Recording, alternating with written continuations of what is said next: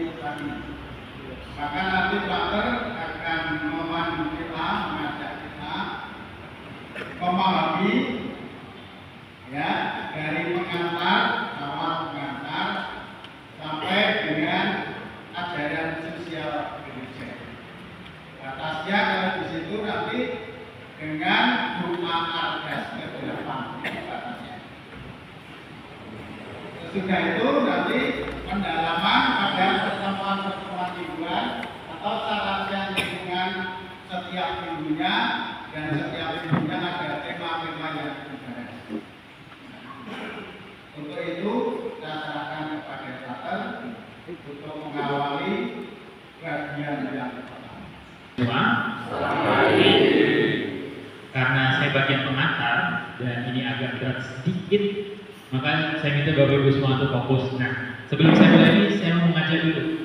Jadi ada namanya tepuk 1, 2, 3, 4, 5. Yang kita modalkan adalah soal keadilan sosial kemanusiaan. Kalau di garis bawah yang keuskupan itu ada 2. Soal kelahiran Kristus dan juga soal ASG. Jadi ASG ini singkatan dari ajaran sosial gereja. Nah, sebelum kita masuk menganalisa 2 hal ini, kita lihat dulu. Dasar utama Allah itu ada di dunia, ajaran sosial gereja itu muncul itu sebenarnya apa sih? Jadi kalau Bapak Ibu semua sudah membaca kitab suci itu, sebenarnya yang paling mendasar dan paling pokok yaitu karena begitu besar kasih Allah kepada dunia sehingga Ia mengutus putranya ke dunia. Jadi yang paling mendasar itu apa? Allah itu mau menampakkan wajahnya yang penuh kasih. Nah, karena kekacauan dunia, karena persoalan di dunia itu selalu menimbulkan, menghasilkan, menciptakan wajah Allah yang dalam tanda kutip, wajah Allah itu dirusak. Nah, maka kenapa Kristus itu lahir, kenapa ajaran sosial gereja itu muncul. Kita jeda sebentar. Sejarah itu Yesus tidak pernah mau membuat, oh ini supaya semua orang jadi kaya, enggak? Yang paling mendasar dan yang paling utama yang mau dilakukan oleh Yesus adalah supaya semua orang itu mengalami damai sejahtera. Nah, lalu poin yang kedua, kenapa Yesus lahir? Kenapa ajaran sosial gereja itu muncul? Ajaran sosial gereja dan kenapa Yesus itu lahir? Alasannya satu, karena dunia sedang tidak baik-baik saja. Manusia ditindas oleh struktur sosial. Jadi dunia yang tidak baik-baik saja itu digambarkan dalam 2 hal. Yang pertama, orang-orang dijauhkan atau diasingkan dari Allah, tidak dirangkul. Orang-orang dipersulit, dihakimi, padahal seharusnya dibantu. Nah, apa yang dimaksudkan dengan orang-orang dijauhkan, diasingkan dari Allah, tidak dirangkul? Kalau kita lihat di dalam perjanjian baru, dalam perjanjian lama, orang kalau terkena sakit kusta, orang kalau kerjanya memungut pajak, itu pasti diasingkan dari masyarakat sosial. Misalnya Zakheus diasingkan, orang kusta itu pasti diasingkan.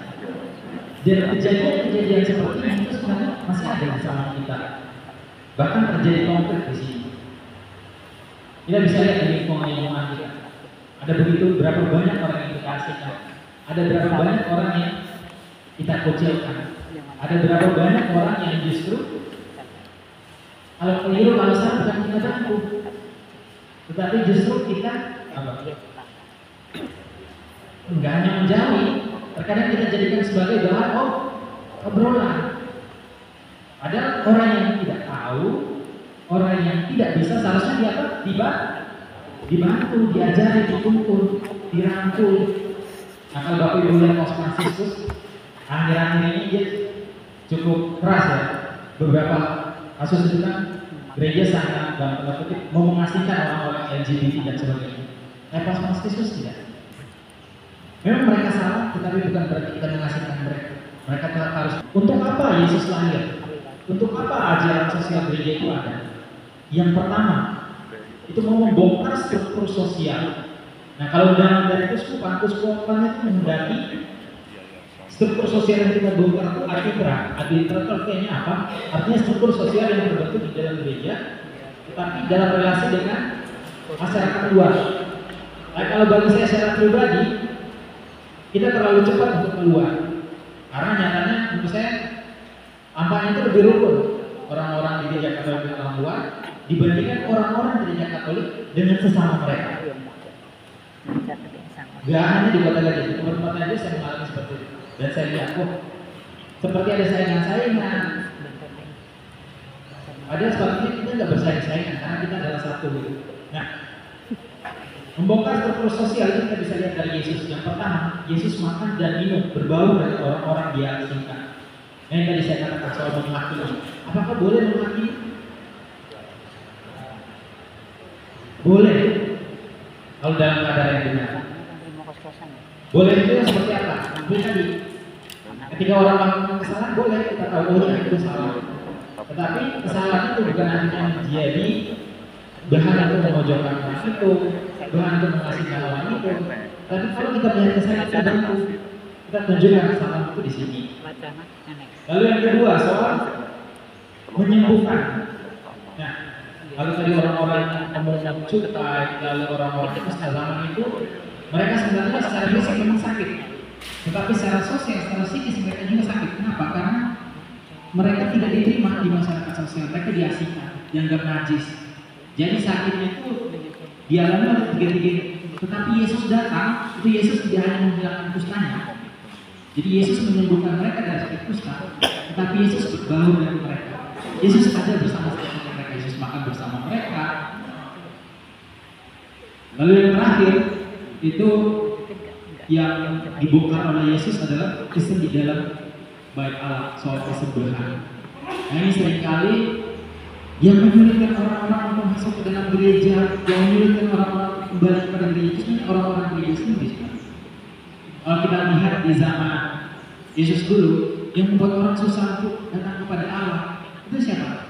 Imam-imam, ahli-ahli Taurat. Misal datang dari jauh-jauh bawa persembahan domba misalnya. Nah, di bait Allah itu ada penjual domba, ada penjual sapi, ada penjual merpati, lalu ada penukar uang. Nah, orang-orang ini seringkali kalau sudah mau kalian dengan imam-imam kepala dan sebagainya, maka ketika bawa hewan dari itu, padahal hewan itu sebenarnya tidak cacat, tapi nanti imam-imam bilang, oh ini cacat, kamu harus beli aja di sana. Nah, seringkali sebenarnya orang-orang dalam gereja tidak semua ya, tapi ada beberapa yang justru membuat orang semakin sulit untuk masuk ke dalam gereja. Padahal kita itu sebenarnya bukan itu yang Yesus mau. Yesus mau kita datang untuk membawa wajah Allah dan menunjukkan kepada mereka bahwa sekalipun mereka pernah bersalah, sekalipun mereka pernah jauh dari Tuhan, tapi Tuhan tidak pernah meninggalkan mereka. Tuhan selalu mau merangkul mereka. Jadi seorang roh di Amerika itu mengatakan seperti ini. Ada seorang umat itu ketika dia datang ke gereja, dia lupa matikan HP-nya. Nah, tiba-tiba HP-nya itu bunyi. Ketika HP-nya itu bunyi, kalau mau langsung lihat ke orang itu, semua umat langsung lihat ke orang itu. Dan itu menjadi bahan obrolan. Nah, orang ini akhirnya apa? Merasa bersalahnya semakin gede. Akhirnya karena dia merasa sangat bersalah, dia merasa dihakimi, dia merasa dituding dan sebagainya. Akhirnya dia malu, aku datang ke gereja. Kenapa? Dia merasa, wah, ternyata gereja membuat saya merasa semakin bersalah. Artinya Romo itu mau mengatakan apa? Gereja itu seringkali membuat orang semakin jauh dari gereja. Jadi gereja yang saya maksudkan adalah umat-umat di dalam gereja itu. Nah, lalu dia membandingkan dengan seseorang pria ketika dia ke bar. Bar itu tempat orang minum-minum, minum. Nah, tapi di sana malah dia diperlakukan beda. Ketika minumannya tumpah, para pelayan itu langsung cepat-cepat mengganti minumannya, lap mejanya, lalu orang-orang situ nggak apa-apa, nanti diganti aja minumannya. Nah, Roma itu mengatakan, kok bisa di tempat lain itu orang diterima, orang bisa dipahami, orang bisa dirangkul, tapi mengapa seringkali di dalam gereja orang malah dihakimi, dituding, dipersalahkan, padahal seharusnya dibantu dan ditunjukkan kepada mereka bahwa Allah tidak pernah meninggalkan mereka.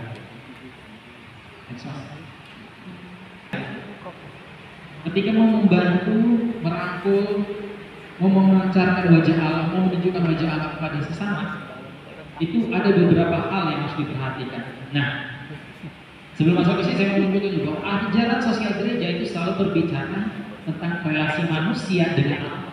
Tetapi relasi manusia dengan Allah itu selalu kelihatan konkret ketika manusia berrelasi dengan sesama, ketika manusia berrelasi dengan Allah. Nah, dalam relasi manusia dengan sesama, dalam relasi manusia dengan Allah, itu selalu ada aturan main. Nah, gereja itu menyiapkan 5 aturan main yang harus diperhatikan.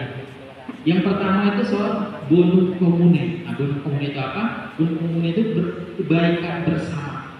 Jadi apapun yang kita lakukan, apapun yang kita putuskan, apapun yang kita buat, yang selalu harus kita pertimbangkan adalah kebaikan bersama. Nah, tetapi kebaikan bersama itu selalu dititik beratkan, diutamakan kepada orang-orang yang kecil, option for the poor.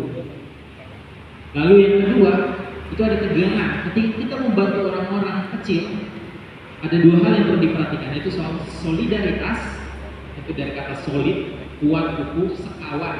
Makanya yang tadi yang mau mengatakan soal solid itu bisa kita katakan teman seperjalanan, bisa kita katakan kebersamaan. Jadi kalau ada misalnya kemarin ada gempa di Gunung Meletus di Flores, Bapak Ibu semua ikut membantu, itu namanya solidaritas. Bapak Ibu kemarin kan saya nggak salah ada amplop ya. Nah, itu sebenarnya bentuk dari solidaritas. Nah, tetapi solidaritas itu selalu harus diperhatikan juga tentang subsidiaritas. Subsidiaritas itu dari subsidi. Apa yang Bapak Ibu, apa istilahnya langsung terlintas dalam pikiran ketika mendengar subsidi?